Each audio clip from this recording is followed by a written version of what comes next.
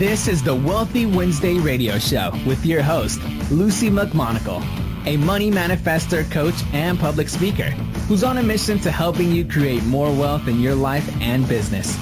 This show will inspire and empower you with various topics and has expert guests. Let's welcome your host, Luci McMonagle. Welcome to the Wealthy Wednesday radio show. This is your host, Luci McMonagle, and I am so grateful that you're here today. And I would like to thank you for showing up. Today we have an incredible guest, and I'm really excited that he actually took time out of his incredibly busy schedule so that he could be on the Wealthy Wednesday radio show. His name is Evan Zislis, and he is an organizational solutions and strategist consultant based out of Aspen, Colorado. Evan helps people to simplify so they can focus on what matters most in their life, which is who we love, what we do, how and why we live, because everything else is just stuff. His professional practice is dedicated to helping people in 5 ways: organization, operational systems, time and task management, content creation, and professional networking. He works with households, businesses, teachers, and students, and people in life transitions. Let's give a warm welcome for Evan. Welcome to the show, Evan. Good afternoon. How are you, Lucy? I am doing fantastic, and I am so grateful you're here on the show today. And I wanted to make sure that everybody is aware that you are also an incredible author of the book called ClutterFree Revolution. Yes, I'm very excited. It launched as an ebook back in April, and it's just about ready to go to print. It should be out in print on Amazon before the end of the month. Oh, that's so fabulous. That's so fabulous. And what is the website that you would like to have our audience go to if they wanted to contact you or if they wanted to find out more information about your book? For the book, it's clutter-free-revolution.com. Okay, and that's spelled C-L-U-T-T-E-R,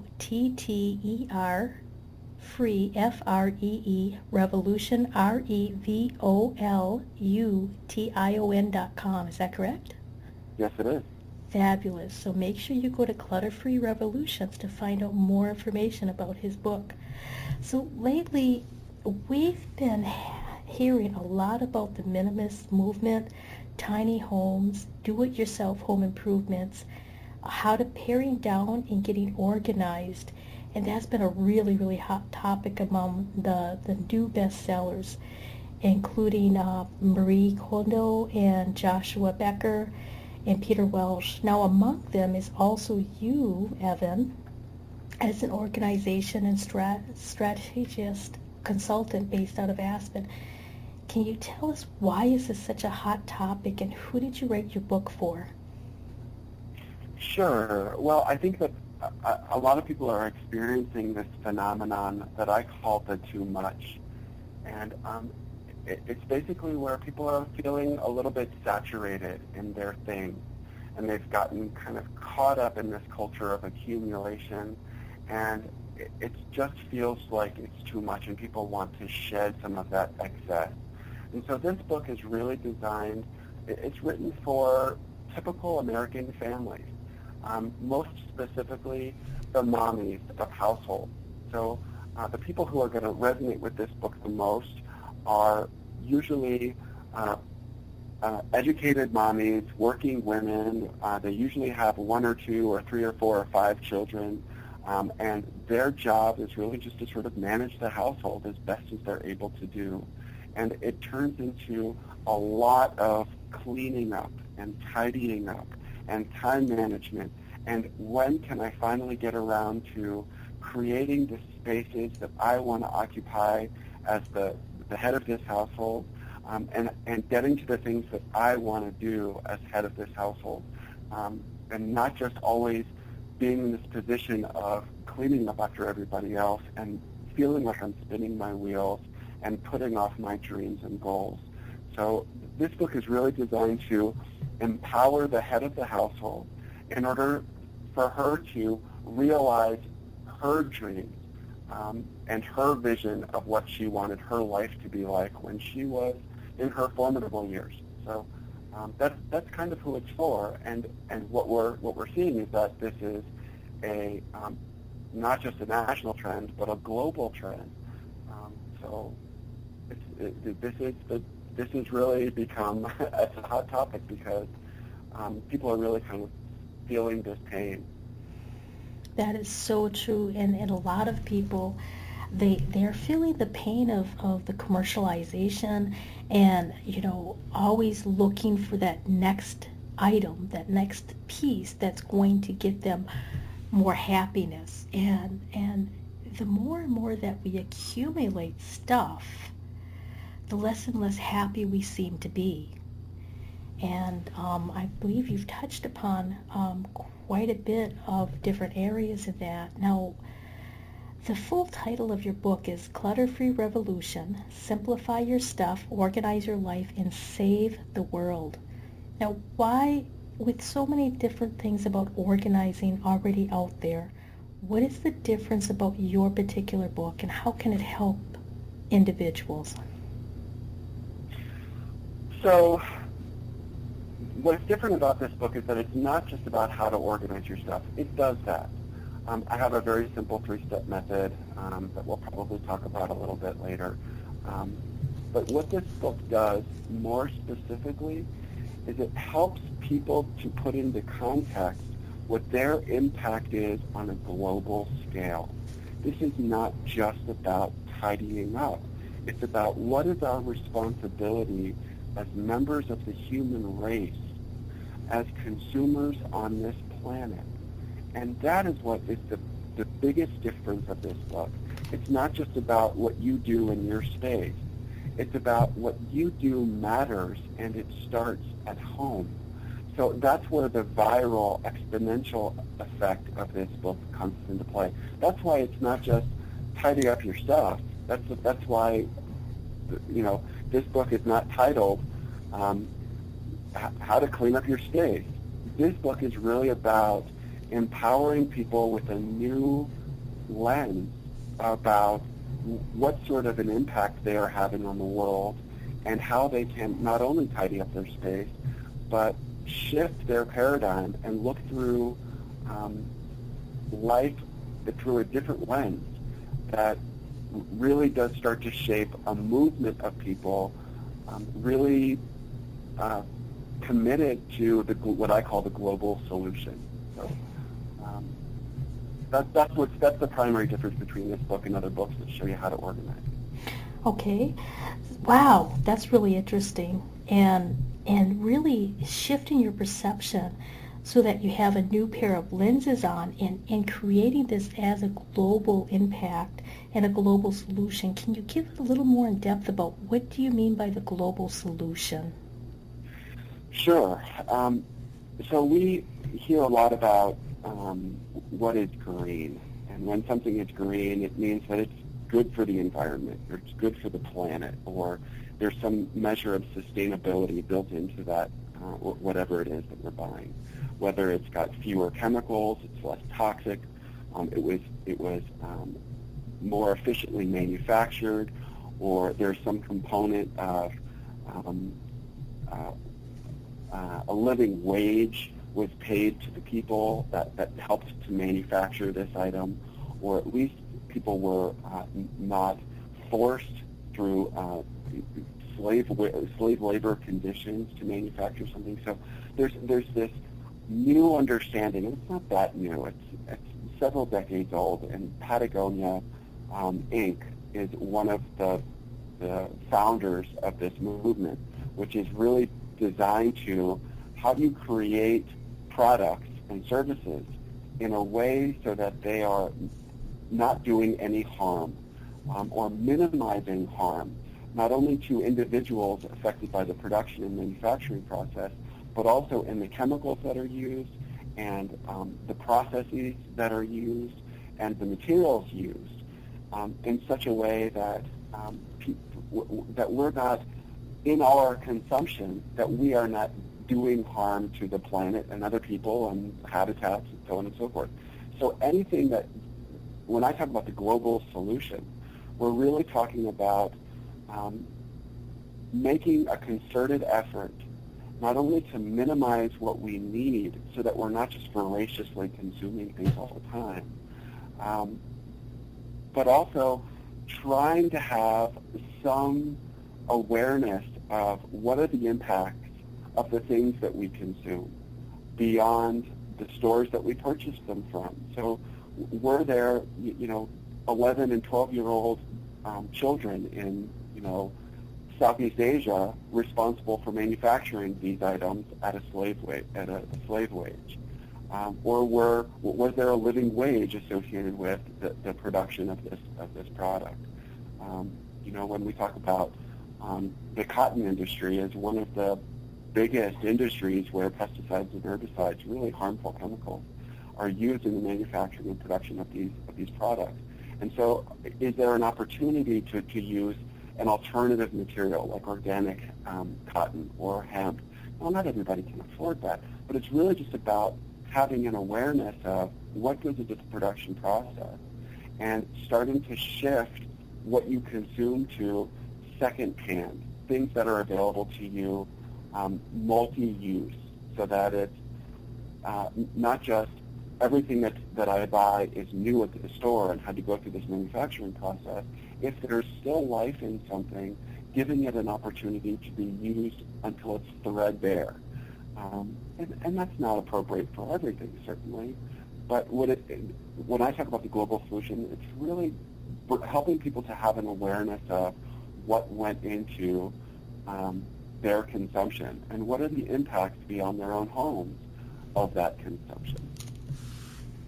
Wow. Now that takes it into a whole new level on understanding, the impact of, the items that we're actually purchasing, and, how are those items made, and were the people treated fairly for making those items? And, a lot of people they might decide, well, wearing cotton is really, really healthy for me. But then if we really look into it, and if it's cotton that's been chemically treated with pesticides and herbicides and other things, that could actually be causing, a skin condition that you're not even aware of. So mentioning the organic cotton. Not just a skin condition for you, but usually those harmful chemicals are impacting the people where those items are being manufactured. So if harsh chemicals, pesticides and herbicides, are used in the production of the cotton as it's being grown, it's those environments that are the most impacted. So coffee is an excellent example. There's so many harmful chemicals that are used in the production of coffee that it really does tremendous long-term damage to the habitats and environments of the farms that are growing that coffee, and that is having a negative impact on the farmers and their families in those communities where that coffee is being grown.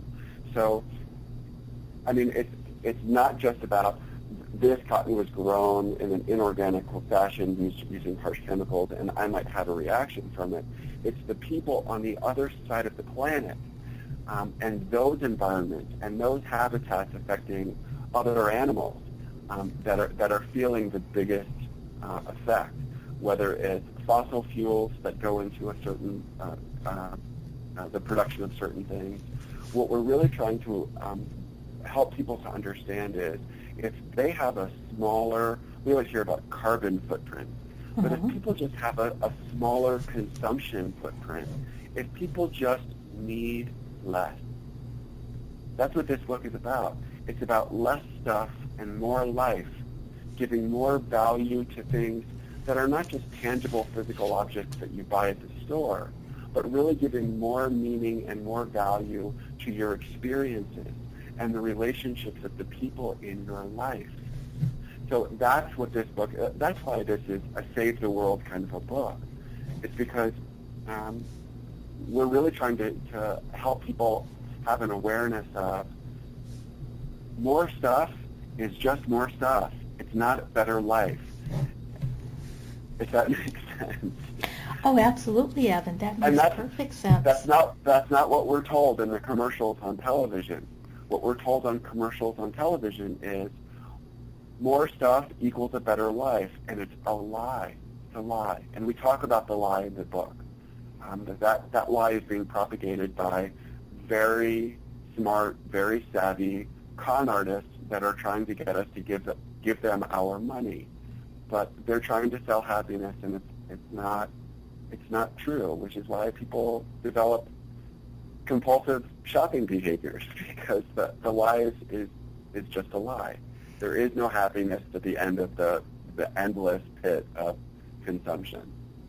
They do try to make it happiness in a bottle, or happiness in a purse, or happiness in a pair of jewelries, or happiness wearing these jeans. And they, commercial marketers do attempt to make a lot of people to look like, if you just get this, your life will be easier. If you just buy this, and but you get so many confused because you have like 100 different products that you could use just to mop your floor with, or you have 100 different choices to buy a purse, and it gets overwhelming. And while you're overwhelming and obsessing about, oh, should I buy this purse, or should I buy this or that? Will this make me feel better? They're missing the entire point, which is, your point is finding more meaning and more value with the people that are in their lives. So I am assuming, Evan, that you're talking about forming better relationships with the people that are around you, so that you are more supported and supporting of one another, and plus you're getting really quality time to spend with other people. Absolutely. I think part of the things that I talk about in the book is that what makes us remarkably human is our ability to have really powerfully important and meaningful experiences that help to shape who we are in the world and why we are in the world. Part of what makes us human is that we have the ability to connect with others, whether it's other people in our immediate lives, the people in our families, our communities. So our experiences and our relationships have taken a back seat to being human consumers. We've forgotten how to be human beings. We've stopped being, and we've stopped valuing the being.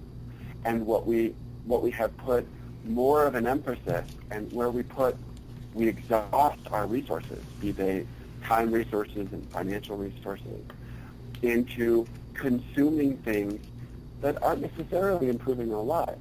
I mean, some things absolutely do improve our lives, but so much of our culture, especially in the United States, is around consumption and shopping, that we have misallocated our precious resources on things like, just being at the mall. The mall culture in this country is very unique to other places in the world. So what I want to try to, what I would like to encourage people to do, is put more of their time, energy, and resources into really powerful and meaningful experiences, and really connecting with the individuals in their lives in a way that helps to improve, those relationships, rather than fixating and focusing so much on what is commercialized and what is for sale. So soda is a perfect example. There's 1,000 different brands of soda. You were saying that it's confusing because there's 100 different options. Yes. All 100 of those options are bad for us. All 100 of them. Soda is a terrible product that is it's wreaking havoc on the American population in particular. It's not good for us physiologically. It's not good for us mentally, because it really screws up our brains and our ability to think. Mm-hmm. So, but what the message is on television in particular is that this this particular brand of soda will make you happy. It says it right on the tractor trailers. If you look at Coca-Cola, it's something like, happiness in a can or something like that. I mean, if you look at these, if you look at these commercials, these are commercials that are selling happiness with a product that is not good for you at all, at all. I completely understand that, Evan, and Yeah. I personally do not drink soda. I haven't drank soda in quite a few years, actually. I don't remember how many years it's been. And that is an example on how a lot of the products can be marketed that are truly not healthy for your body or your body chemistry. And that's important to understand, that when you are looking at the products that you're going to consume, look at the labels. What are the ingredients? Find out what's in it. Find out what those ingredients mean so you can make an informed, healthy decision. Well, that's not just true for the food we consume, and I absolutely agree. That's perfect. I like things to be as organic as they can be, as locally produced as they can be. But, of course, that's not possible for everybody. But more and more places are offering local and free-range, meats and eggs and milk and produce, and those kinds of farmers markets are on the rise in this country, which is great. Mm-hmm. But it's also true, what you just described is also true for other things that we purchase, like Barbie dolls. Not only what went into the manufacturing of a Barbie doll, but what is the message of a Barbie doll to its recipient? How are the things that are out there and for sale impacting our view of ourselves, for example? We have this body image complex in this country that is so skewed by some of the things that are just pushed on us.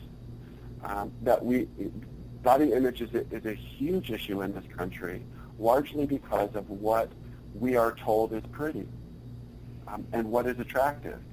And so it's not just about the food we eat. Those ingredients that you just were describing about food are across the board. Are we scrutinizing the things that we're buying and thinking about, why do I need this? What is this going to do for me? And how I help people, because I help people declutter in their spaces and get organized in their spaces. And one of the ways that I help people to decide what to keep and what not to keep is this object, is this thing going to help me do what I want to do and be the person that I want to be before I die? And if it doesn't, it's a liability. It's superfluous. It's just excess. It's just too much.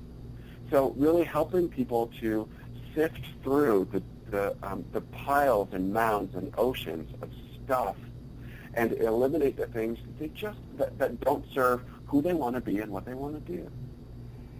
Wow, and that takes living in the moment a lot to another level, and really being purposeful when you're purchasing items, and being purposeful when you're decluttering items out of your house or out of your office or car or any other area that you're using.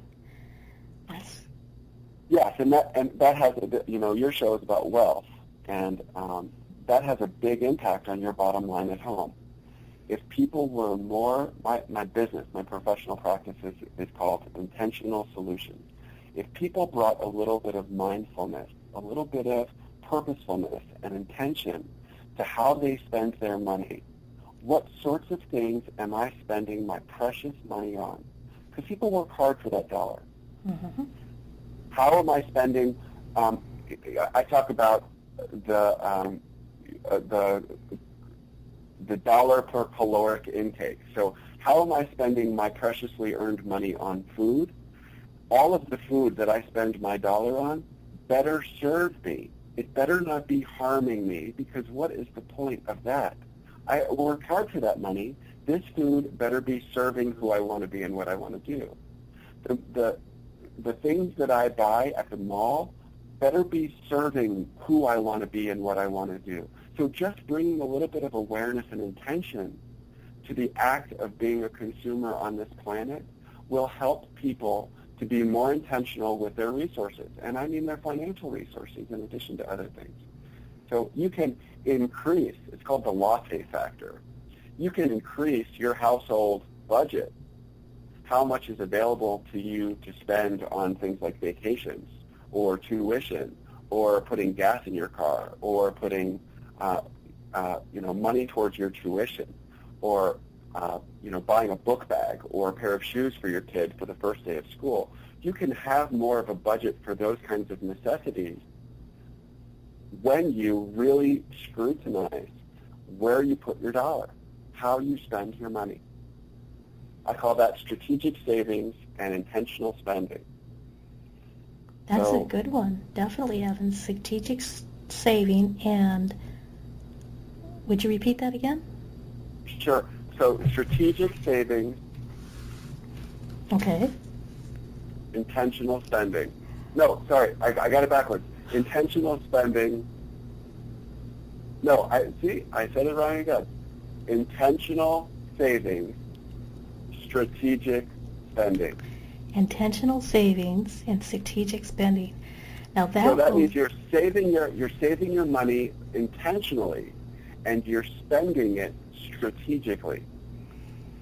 Wow. If rather than just, because a lot of people save their money and then it burns a hole in their pocket and they just go spend it. They're not thinking about what they're spending it on. That's true. That's so very true. And just taking that one tip alone will change many people's lives right there. So I wanted to talk a little bit more about your clutter-free revolution, and you have some very early praise from Dr. Green, the psychologist from the host of the hit TV series Hoarders. And he specifies, Evan shows us how the power of intentional simplicity can transform ourselves and help change the world.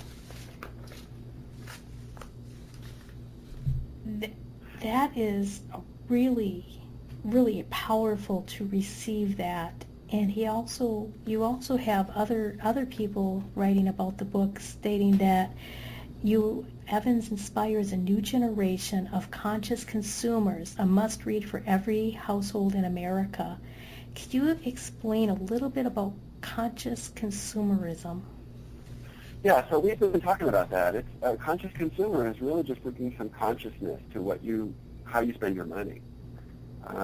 And I referenced Patagonia earlier. They make all of first of all, they started 1% for the Planet, which is a nonprofit foundation designed to contribute 1% of your profit towards sustainability and conservation, and nonprofits dedicated to improving the lives of human beings on this planet and environments and conservation efforts. So Patagonia and Yvon Chouinard, which is the founder of Patagonia, started that movement. And now there are hundreds of thousands of companies across the country that contribute to that foundation, that 1% of it for the planet.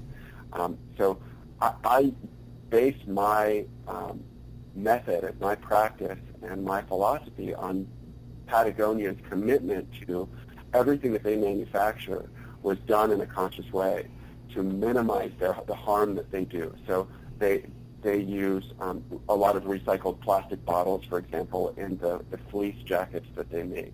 They use exclusively organic cotton and organic hemp in the manufacturing of their products. So they're very responsible in what they manufacture, how they manufacture it. They make things designed to last for decades. I've had the same Patagonia clothes for years and years and years, and they're just designed to last a long, long time, unlike a lot of products that are manufactured to break so that you have to upgrade to the next one. A lot of electronic, and it's been proven that this is true, a lot of the electronics manufacturing industry, they make things intentionally designed to not last a long time so that people will have to upgrade over and over and over again, unnecessarily, needlessly.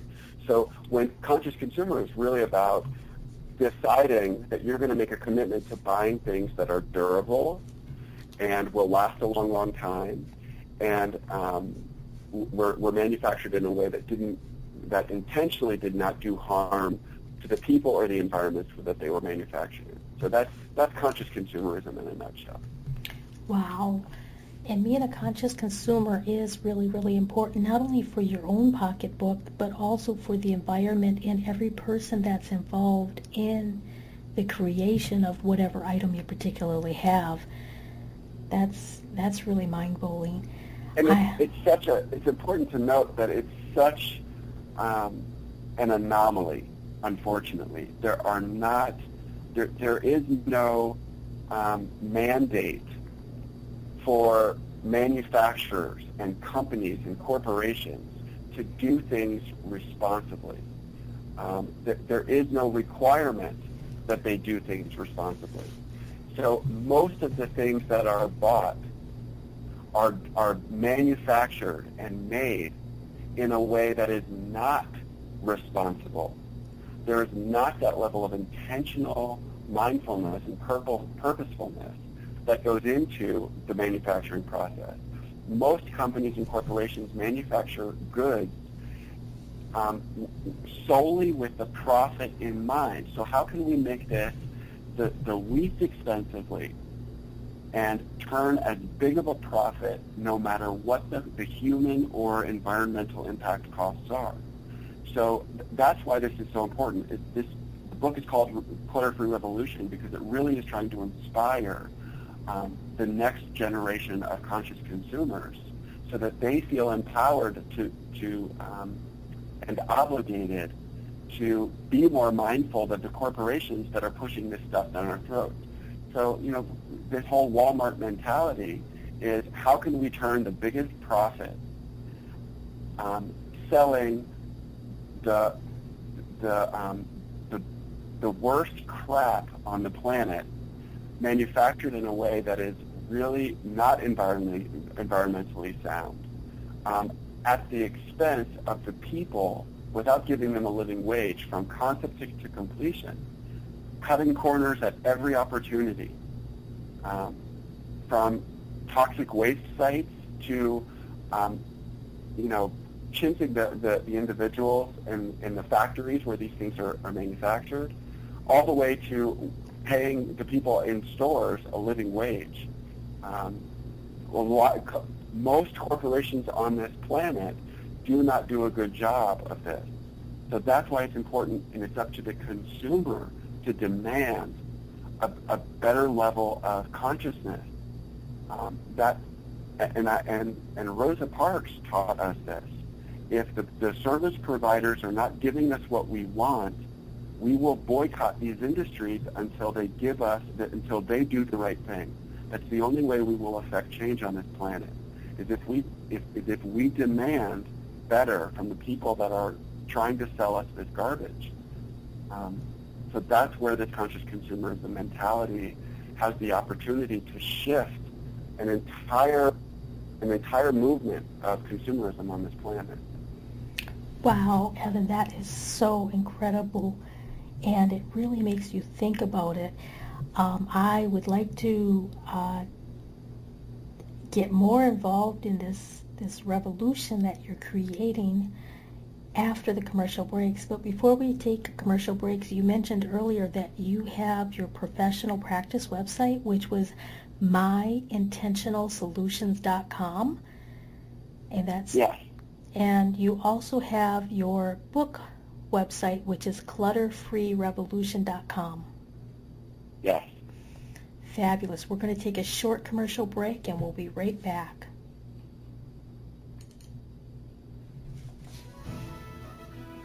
Be you to the fullest. That's beautiful. And it is the secret to living your life on purpose. But so many people suffer not knowing who they are and what they are here for because of the ongoing influences shooting all over us. Are you ready to break free, take back your power, and discover exactly what makes you, you?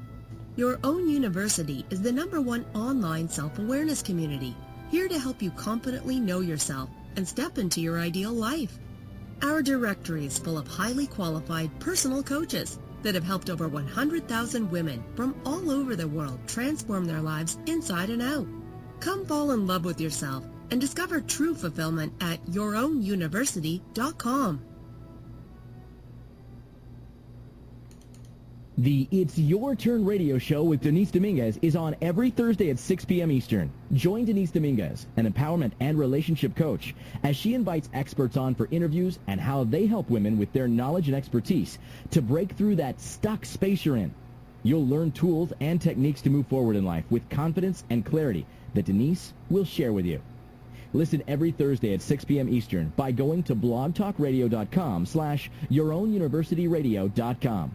The It's Your Turn radio show with Denise Dominguez.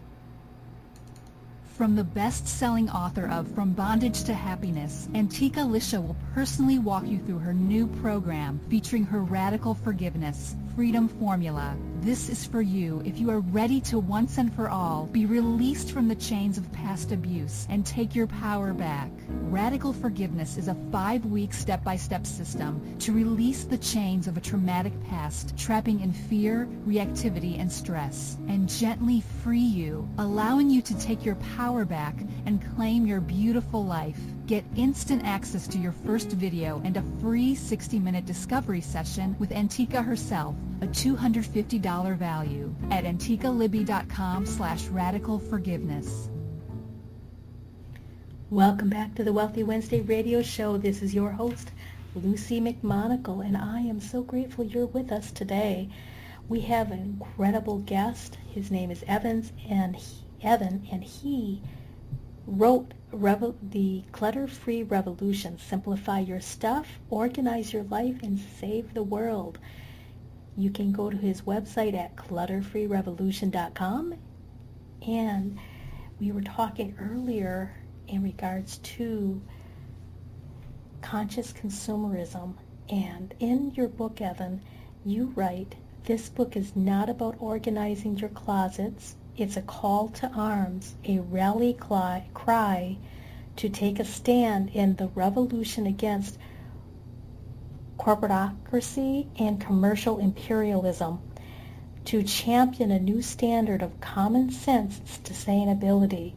And then you also go on to say, this book is about reprioritizing, redirecting scarce resources, developing a more sustainable paradigm of market accountability and consumer responsibility. Paring down our stuff and becoming mindful about our spaces is not just a pleasant alternative to living in disarray. It is a moral imperative as members of the human race. Now, this is kind of starting to sound like a revolution that you're calling. And can you explain the connection between becoming clutter-free and standing up for what you call commercial imperialism? Sure. So this is a lot along the lines of what we've been talking about.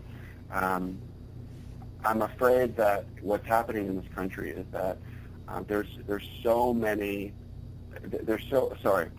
few people with so much money that are pulling the strings, and our governments, our local governments, not as much as our federal government and our state government, have really been tremendously influenced by a handful of corporations, powerful special interest groups that are really pulling the strings financially of what they want politicians in this country to be promoting.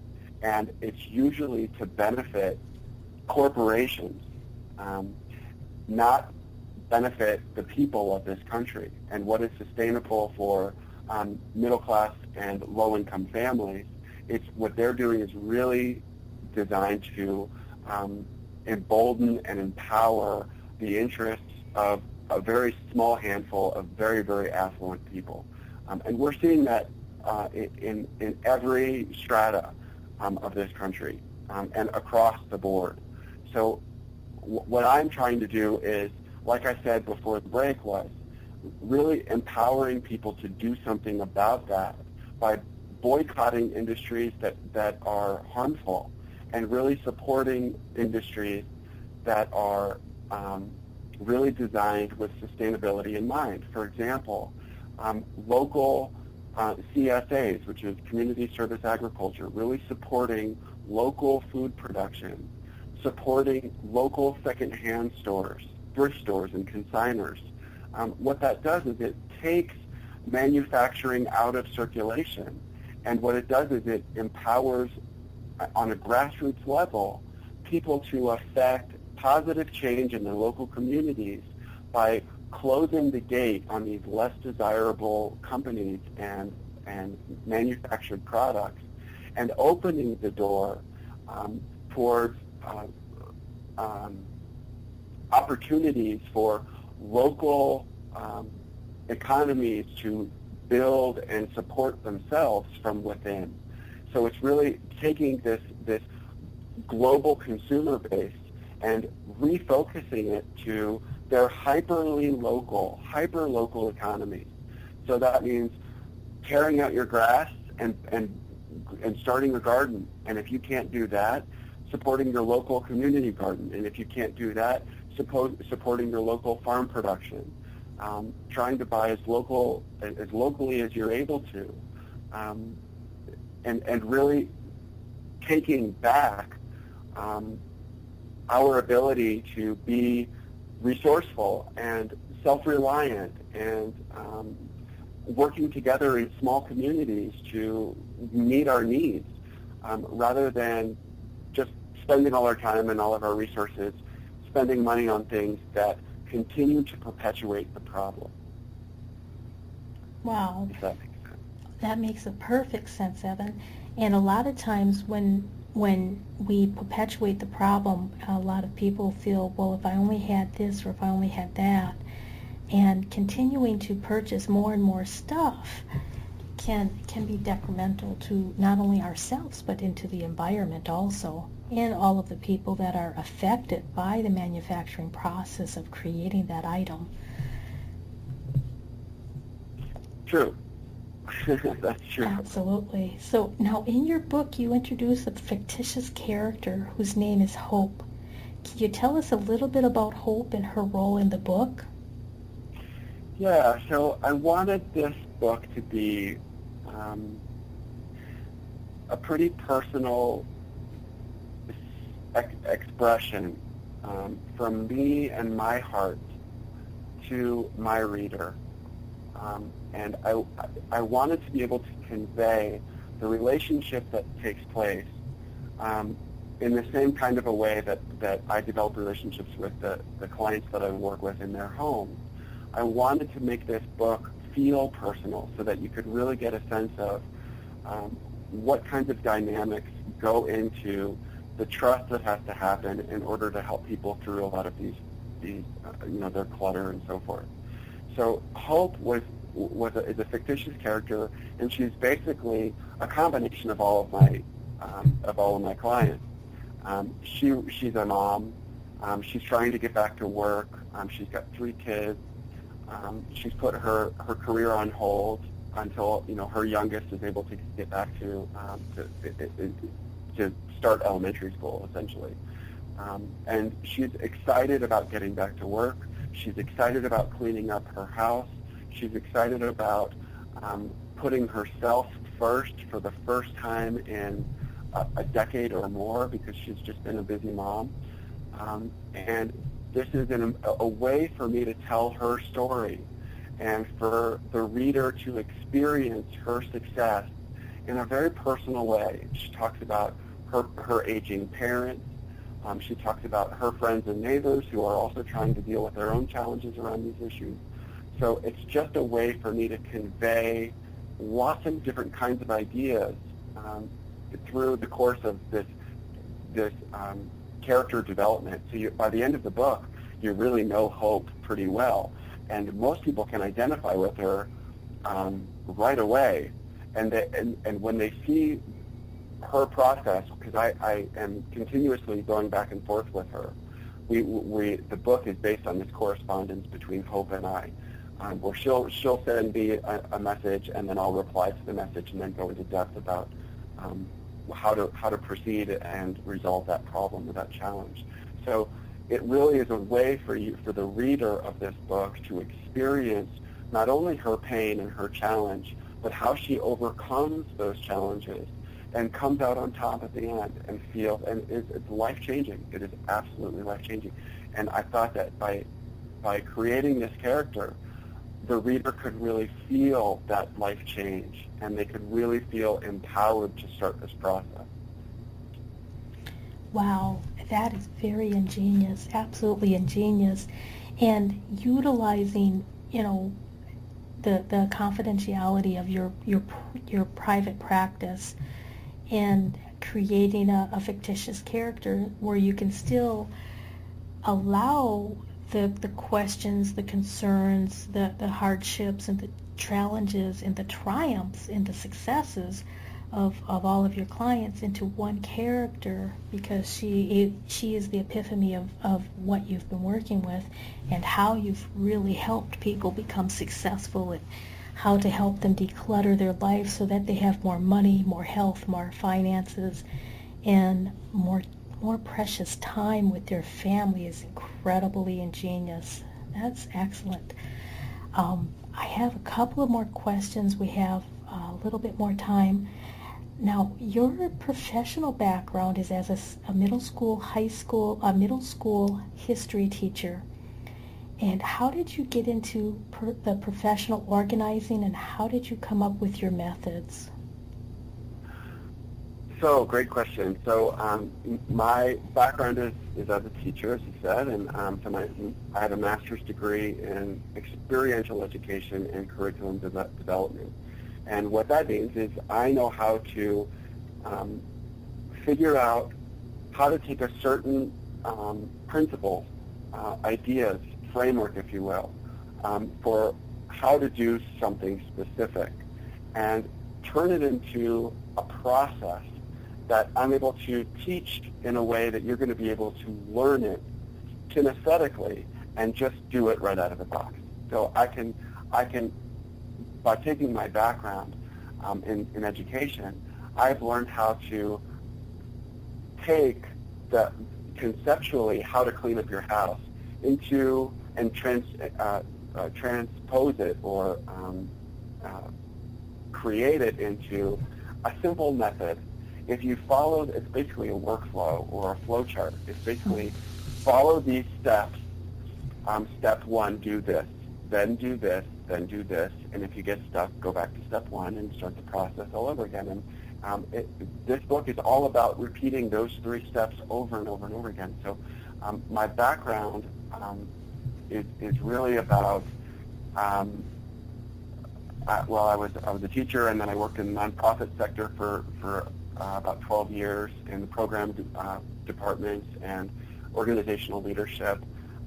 And then I had an opportunity to just organize these businesses and these organizations as a staff member. And then finally I decided, gosh, if I can clean this up, I can do anything.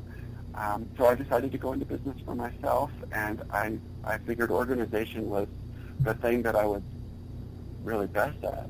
And it resonated for people, and I had kind of been helping my friends and family to get organized for years, and so it was a pretty natural fit.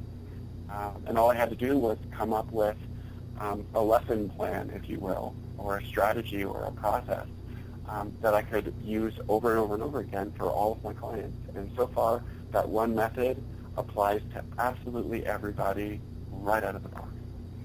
Wow. And that's one of the nice things about how your book is separate and how your methods is separate from other people, is because you do have that educational experience of being a teacher and helping other people create a lesson plan, which is a step-by-step system. And it's, you have step 1, you have step 2, step 3, and, if you need to start over, you just start from step 1 again. And a lot of times that really helps people to become more organized in not just the decluttering of the house, but organized in their thinking, organized in the way that they interact with other people, and organized in their finances. That's absolutely brilliant. I love that concept. Your professional practice is based out of Aspen, Colorado.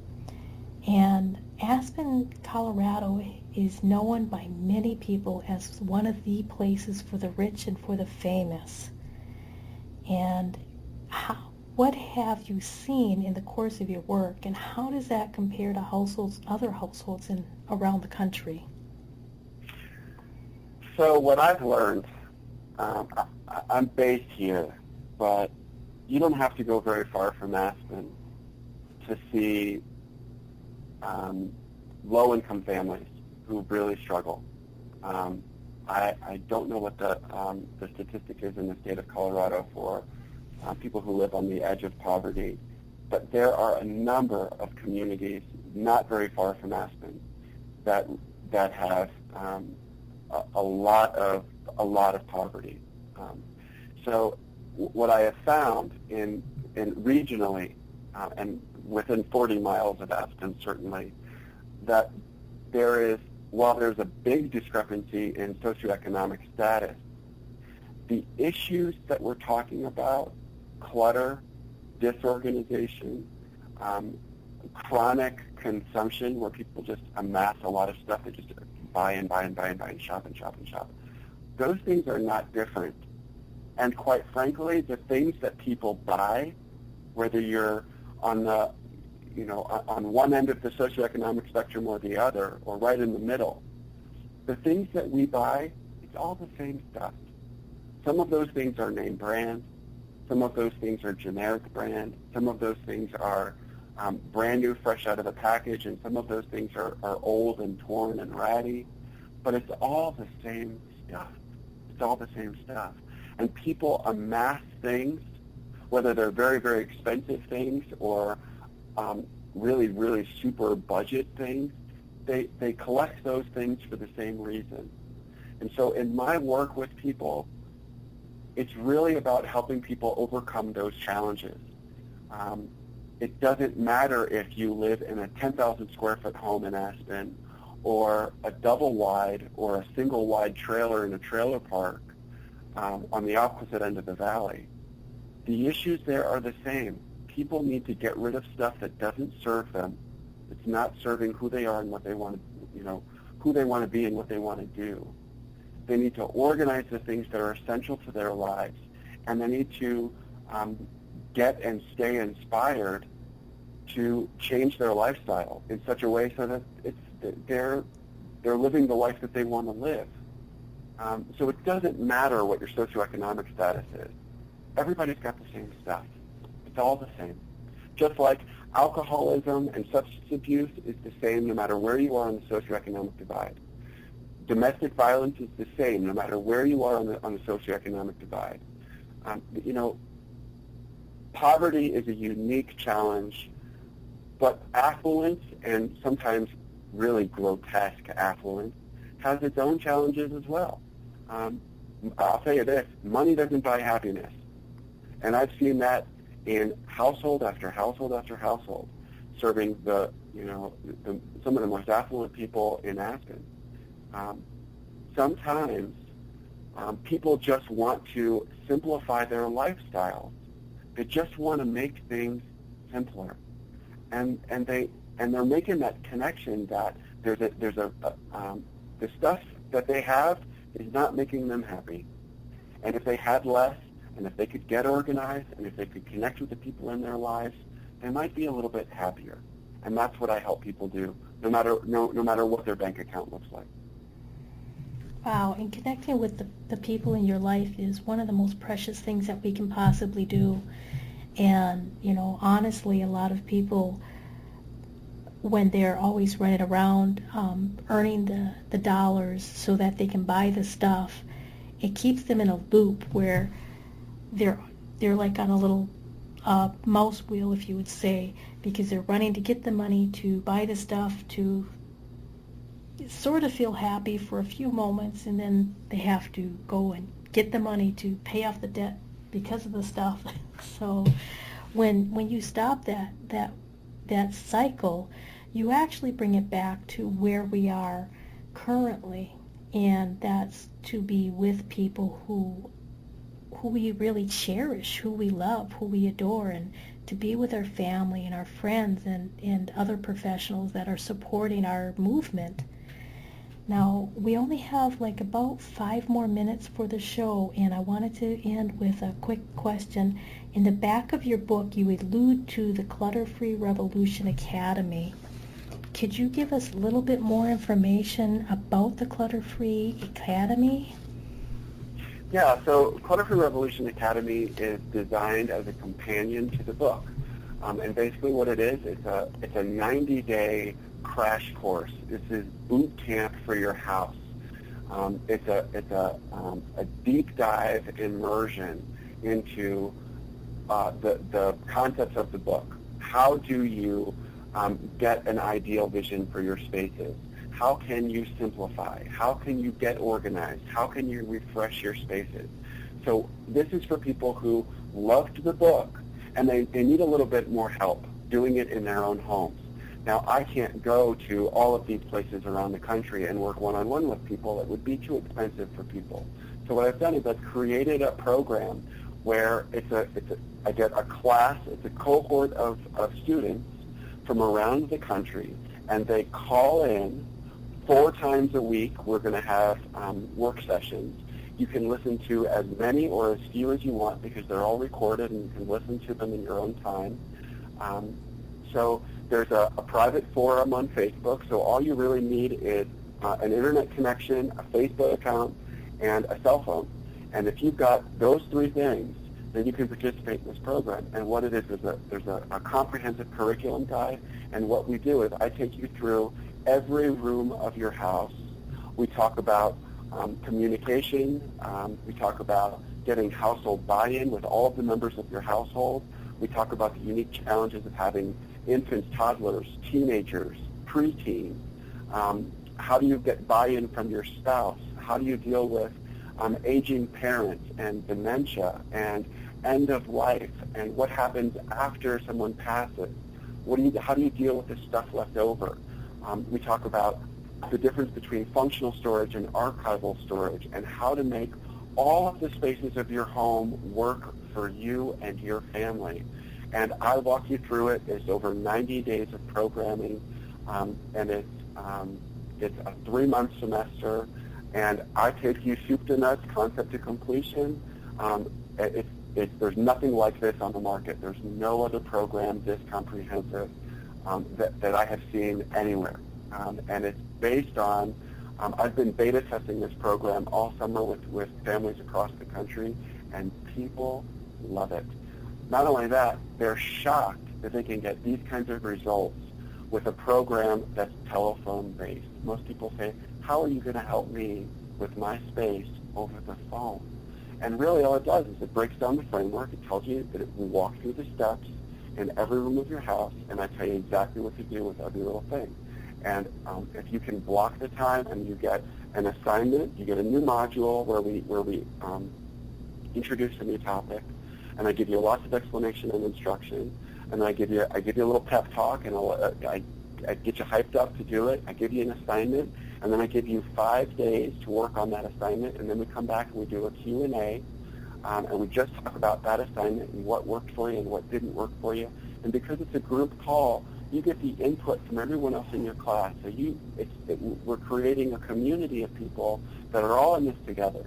And we share before and after pictures on Facebook, and we're posting inspiring pictures of kitchens and bedrooms and all different kinds of systems to organize your garage and your basement. So it's a great way to feel like you're a part of a community that's all working on this at the same time for the same reason. So I offer the Academy 3 times a year, and it's a great way to get a little bit more help, or a lot more help actually, if you've read the book and now you just need a little bit more help going through the steps. Wow, that's incredible, because a lot of people, they'll read a book and they want more. They want to dive deeper, but they're not able to because there is not a program. And your ClutterFreeRevolution.com in your Clutter-Free Revolution book is really going to help people to dive deep to help become more healthy, wealthy, and happier by becoming more clutter-free.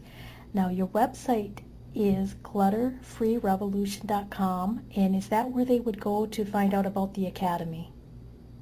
ClutterFreeRevolution.com is everything about the CFR brand. So the ebook will be there, the book is there, the Academy is there. There's a link to if you go there, there's also a link to my professional practice website, which talks about the other things that I do. And that link will take you to myintentionalsolutions.com. You can also find me on Facebook at ClutterFree Revolution on Facebook. And I'm ClutterFree Revolution on Amazon. So if you just search ClutterFree Revolution on Google, I'll come up. So there's lots of different ways to find. Fabulous, fabulous. I am so grateful that you have been on the Wealthy Wednesday radio show. I'd like to thank you personally and kindly for helping us understand how to become clutter-free and how to set a revolution so that we can be more wealthier. Well, thanks, Lucy, for having me. It's been a pleasure. Thank you. Well, until next time. Thanks for listening to the Wealthy Wednesday radio show with Luci McMonagle. That's on every Wednesday. Join us next time for more inspiration and empowerment from various topics and expert guests. To personally contact Luci McMonagle, visit LuciMonagle.com. That's LuciMcMonagle.com. Until next time, many blessings.